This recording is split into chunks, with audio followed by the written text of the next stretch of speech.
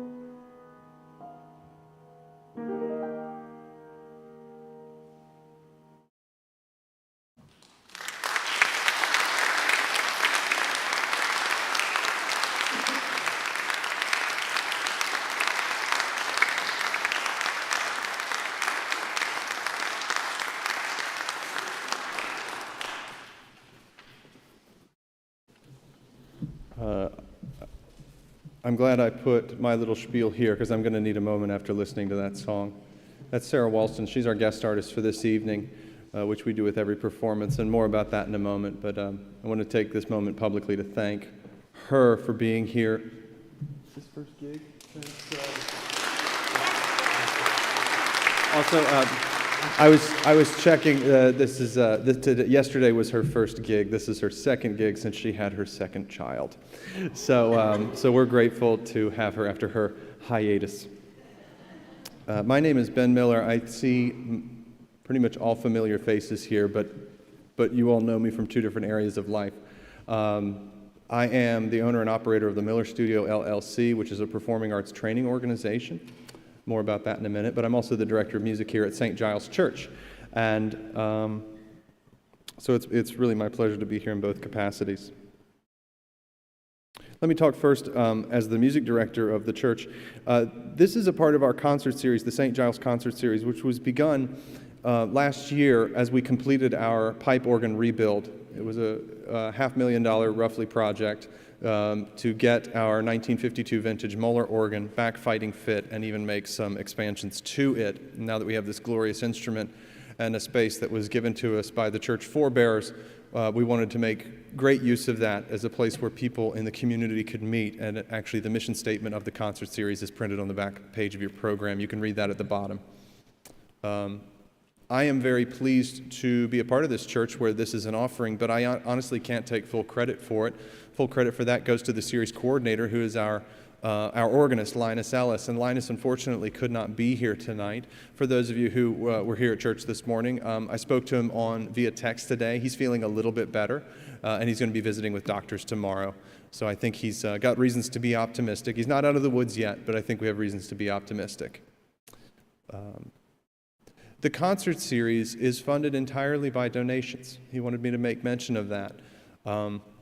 It is something that is of and for our community. And if you would like to donate, the instructions to do so are on the back of the program as well. You can scan that QR code, and I believe we also have envelopes that are on the small table as you go out the back door. And that makes sure that we have wide open doors. Concert series is provided free of charge. And now I'm going to take off my St. Giles hat and put on my voice teacher hat and say thank you for having a concert series that performers can come to. I'm not the only one who feels this way. When I spoke to the directors of the VCU brass ensembles who came, they were very, very, very grateful that something like this was afforded to their students. And so am I, because the mission of my company is to help people develop themselves in an environment that is safe, purposeful, and honest, so that one day we will live in a world where these ideas are commonplace. Thank you for providing an environment that is purposeful and safe for them to perform in. Remember, I'm not wearing my St. Giles hat, those of you I see day in and day out here at this church. I'm thanking you from my company. It's nice to have a place like this. Of course, we're going into a season of giving, both for this church and the holidays in general, as we think about how we can better spread around the bounty of our lives. You can't give to everybody. We just hope that you'll think of the concert series next time. As far as the Miller Studio goes, we did this last year with you all in October, and I've got a little bit to share. Since then, we've done many performances, roughly one a month. We take a month off here and there. I take a month off here and there. But the ones of note this past year were Revenge of the 80s, which was was our first full-length concert we've ever done, and probably will ever do. They want us back, but it was a big old concert we did down at Dogwood Dell, and I think the name is self-explanatory. It was just a nostalgia trip, and had a lot of people involved with that show. That was a high watermark event of the year. And then in July, on July 26th, Megan and I, my wife, went to the lawyer's office with our real estate agent, and we signed the final paperwork for a commercial real estate space that we purchased on Cary Street to take the company into a brick and mortar situation. And we spent the month of August fixing it up, getting it ready. And in September, we moved voice lessons from here at the church to that location. And we also had our first performance at the end of that month. It was jazz standards. And it's wonderful, and it's nice to have a home to meet for lessons, and also as we think about expanding into classes in the new year, to have a place to do that. So that's what the last year is encompassed, and that's what we're looking at for the coming year. And we're actually going to begin marketing on that the day after tomorrow. So at the end of this month, we're going to do Tapestry again. If you saw Tapestry last year, clap once. If you enjoyed Tapestry last year, clap many times. You could be that happy. You could come see Tapestry at the end of this month. For those of you who did see it, or those of you who didn't, for anybody who'd like to see it this year, we're not going to be at the Bird Theater. We're going to be at Henrico Theater out on 9 Mile Road. It's very easy to get to. The tickets are $10. All of this information I've just shared with you about the St. Giles Concert Series can be found online at stgiles.org. All the information I've just shared with you as the owner and operator of the Miller Studio can be found at, you guessed it, themillerstudio.com. We also have social media, the Miller Studio RVA, of course. Thank you for listening to this little fireside chat. It's so nice to be back here, and I'm looking forward to this next set of songs, which are the songs in English. These are the ones that'll be easier to understand for most of you. And they're a little bit lighter. We went in a folk tune direction. I don't think there's any of the singers up here, save for Sarah, who are interested in a classical singing career. I do have one that's expressed an interest in music therapy. So that person will be singing music like this in their undergraduate program if they go that direction. But nobody here wants to do it. So why? Why are we doing this? Well, think of the rigor they're putting themselves through. And most of them do musical theater. And think of how easy their auditions and rehearsals will be in English now that they've been subjected to all of this foreign language work. And we're going to do more of it. So this next section, it should be a little bit more relaxed. You are welcome to laugh at this section. And one more thing. As you exit today, I have placed on the back tables in the foyer there, in the entryway, some documents. These are replicas of original manuscripts of the pieces you've heard tonight. It's not all of them. Some of them are the original sources for the songs that were later arranged by these folk composers we're about to hear, et cetera, et cetera. But everything in the program up to now that is represented on those tables is on this side. It's on that table. If you're facing this way, it'll be on your left.